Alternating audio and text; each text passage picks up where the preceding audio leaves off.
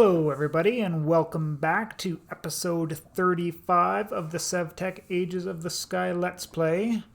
Today we're going backwards. Yeah. It was supposed to be Refined Storage Day. Unfortunately, I came across something that we had to go backwards for because when I was doing the Better with Mods stuff, I explained how because I had found the uncrafting table when I was going through the labyrinth in the Twilight Forest there, that I didn't actually have to do the setup for the filtered hopper and the stoked crucible and the stoked or the stoked items as well, so I got to skip out on a whole bunch of stuff. Well, turns out I got to do that anyways, because to get to refined storage on the crafting grid, you need the engineering processors. The engineering processors require the printed engineering circuit, which requires heavy-duty plates. Now, the heavy-duty plates are made in the Galactic Craft Compressor. The Galactic Craft Compressor is generally pretty easy. You know, I've got lots of nether brick there that I just made, or that I had just carved out of one of the fortresses, so that's pretty easy there. However, the hook came when I saw the Soulforged Steel Anvil. This needs 7 Soulforged Steel ingots, and these guys are made in a stoked crucible. So we got to make a stoked crucible. And then to make the Soulforged Steel ingots themselves, we need soul urns. Soul urns with iron ingots and some charcoal dust or coal dust will give you your Soulforged Steel ingot and your urn back, so you can reuse your urns. So you can do it one at a time. I'm just going to make 7 at a time here, so make it super simple. But yeah, that's in the stoked crucible.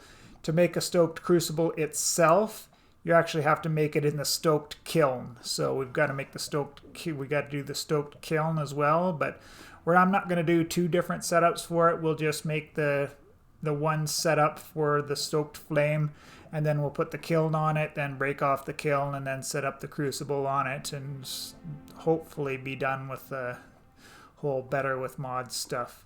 I don't know if I really showcased it before. I know I pointed out that the absolute most important thing in your Better with Mods setup is a soundproofing. But here I've got my saw and my millstone there, which I use actually quite often. The saw for cutting up all of my wood and my millstone for doing a certain amount of grinding, at least before I got my crusher, where it now kind of doubles most of the outputs that I get. And then just with 8 hoppers lined up around, and then they're all leading back into a chest here where all of my stuff gets output there. And if you want to see just down here how I set it up, so I've got my wheel hooked into there. I came down 2 to this one here, then across to another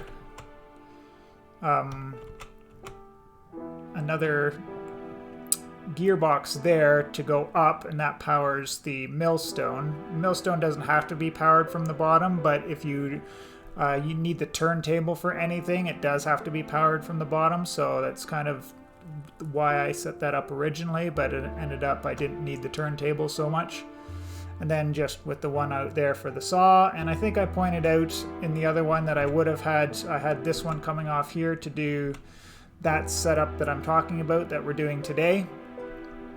But I've extended it out 2 more axles because we have to make a flame thing, so I'll eventually move those down there once I'm done with the doing the filtered hopper stuff. So to get into there, so yeah, I pointed out the crucible is made in the stoked kiln, which we need 5 bricks for, and we'll need a timer to do a stoked thing, so I just borrowed this off of my tinker's setup over there. And then so we'll need, first thing we do is the filtered hopper, which is pretty simple recipe, all with just making your saw. Just note that this is a wooden pressure plate, just 2 planks put together there. You're going to need a lot of wooden pressure plates. It's a little bit more economical version there to get yourself 8 pressure plates. If you're going to use them for your doors or other stuff like that, then I suggest doing that one there. So we take our filtered hopper, and we'll need a piece of soul sand in it, and then you'll have to have ground up some of your netherrack, because this is what we do to make the hellfire dust. So we hook up our thing there. We put in our soul sand as the filter, and then down below we're going to put our soul urn there. So to put our urn there. So to put our urns, I'm gonna have to break off these guys here and put down my turntable.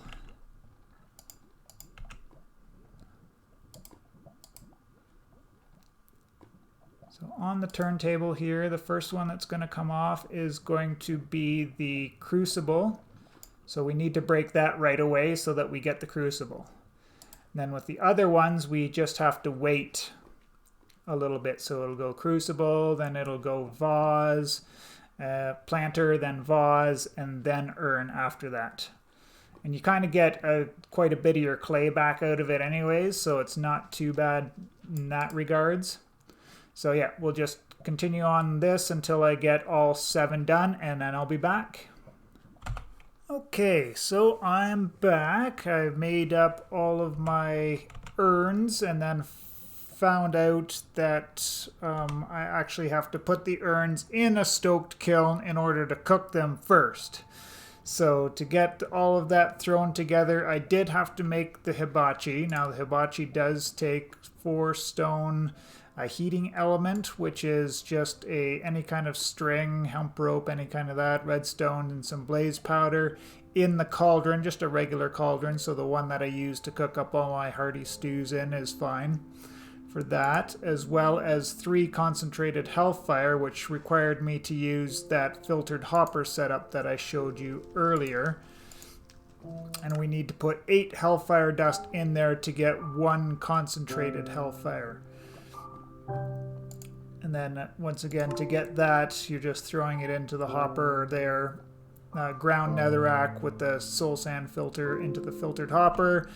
And your filtered hopper does need to be connected to a power source, or it will break after, I think, 8 crafts. So just make sure that it's powered and that you've got your soundproofing, otherwise you're going to be hating life. So this is the setup for how to get a stoked flame going. So we have our hibachi down there. We need a redstone signal to light the hibachi. So I just have a lever there doing that. So the gearbox that leads into the bellows, which is a tricky little recipe because this is wet tanned hide, not leather. So you kind of have to stop one step before finishing off the leather, and you'll need 3 of those. Leather belts, these are pretty easy, just 4 cordage with some glue or slime in the middle. Gets you those 2 belts, and then 3 sidings. Gets your bellows, and it places the way you look. So I just had to kind of look this way and place it there, and then it blows this way.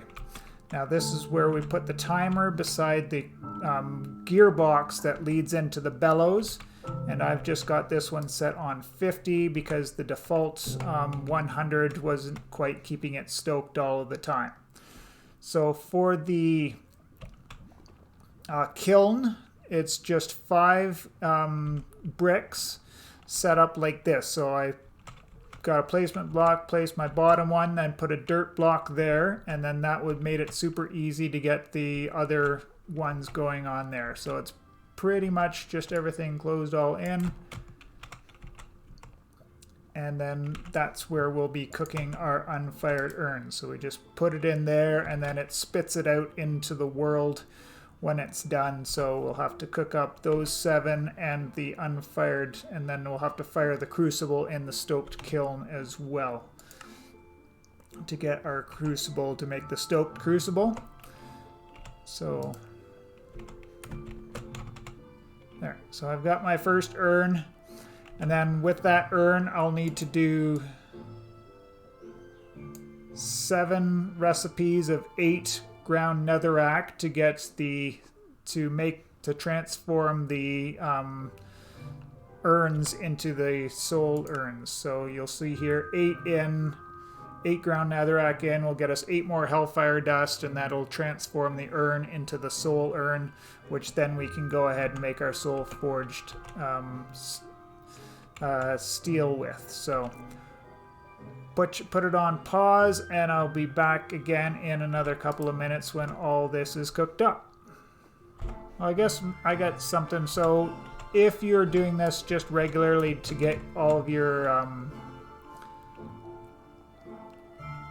in the normal playthrough to get your nether brick going, then you're going to be putting your nether sludge into there as well, and you're going to need quite a bit of it. So there is a way to set up maybe like a vacuum hopper or other hoppers outside here to collect all of that up for you. It's not absolutely necessary, but you can do it. Otherwise, you're just standing here and doing all the crafting there. So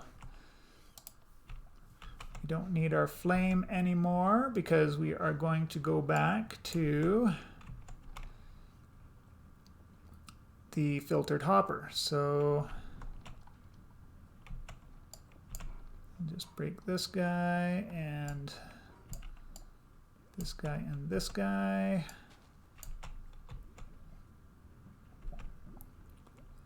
And we'll throw one more on there so we got a little bit more room to play with.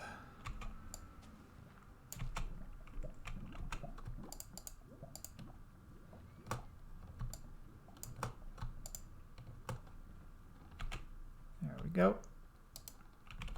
So this filtered hopper does have to be powered on the side.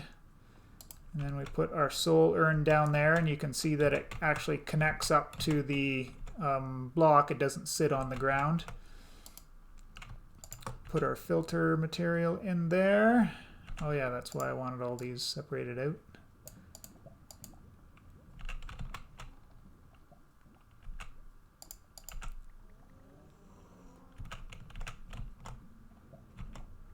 And boom, we've got one soul urn. So we'll just rinse and repeat, and we'll have our soul urns.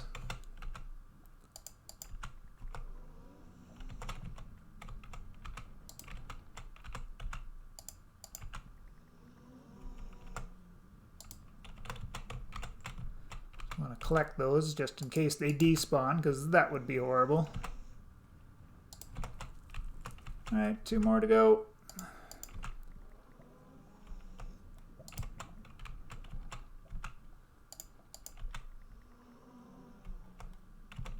And last one. So now that we've got all those,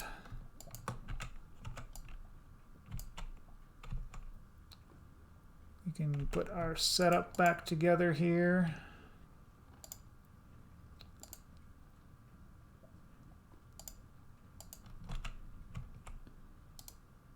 Oops.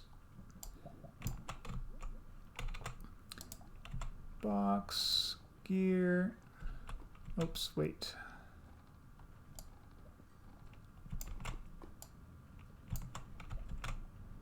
Back one more. Box, axle. Shift click that around to get it into position.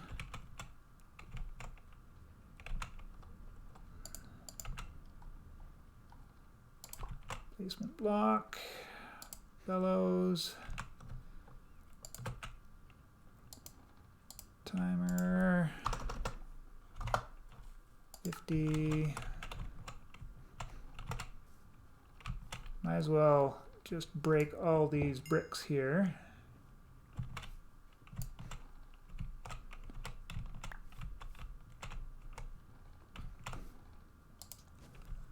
Slap that. Oh, I totally forgot.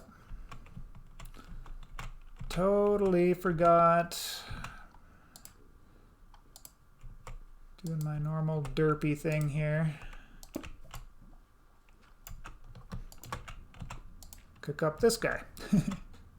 So once that guy's cooked up, then we break the bricks. We'll put the urn back there. And then we'll have the crucible. We'll have the stoked crucible then. In fact, pretty sure I only need to break the one.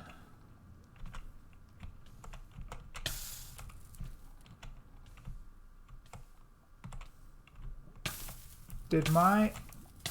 Oh, that would... Alright, let's stop being on fire for a minute here.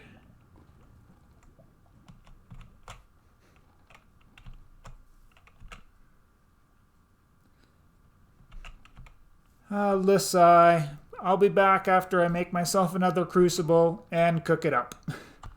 So I swear this has been the worst time of my life so far. So turns out that the brick that I broke there fell onto the blue flame and got eaten as well. So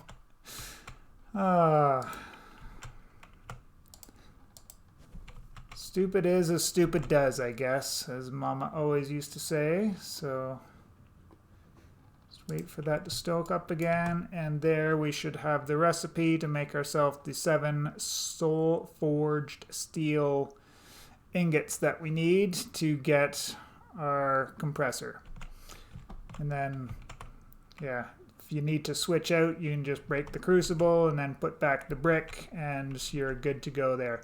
So one other thing that I did want to touch on is I started to get pretty low on clay, and without having to, go out and get stacks of it, have it hanging around for possible reasons like making bricks or making other stuff that you make out of clay. Just I went out and I found myself one of those biomes that has all the terracotta in it, and I didn't find any of the regular terracotta. But it is interesting to note that if you've got the colored terracotta, you can put it in a casting basin and pour water over it and kind of quote-unquote wash it. And then you'll get the regular terracotta back out of it. And then all you have to do with that is throw it into your millstone and you'll get 4 bricks out of it that way. So a handy way for getting bricks if you don't want to have to keep tons of clay lying around for whenever you possibly might need bricks. So yeah, this is a super long recipe, so we'll let all that cook up, and then yeah, in the next episode I'll have that Soulforged Steel anvil, and we will get into refined storage finally. I hope you all enjoyed the episode. Hit the thumbs up if you liked my derping around and this explanation of how to actually get the some of the stupider things to do and better. I thought I was so lucky to have to not do this, but it turns out we had to do it anyways. But it is what it is, I guess. Anyways, hope you have a good one, and we will see you tomorrow.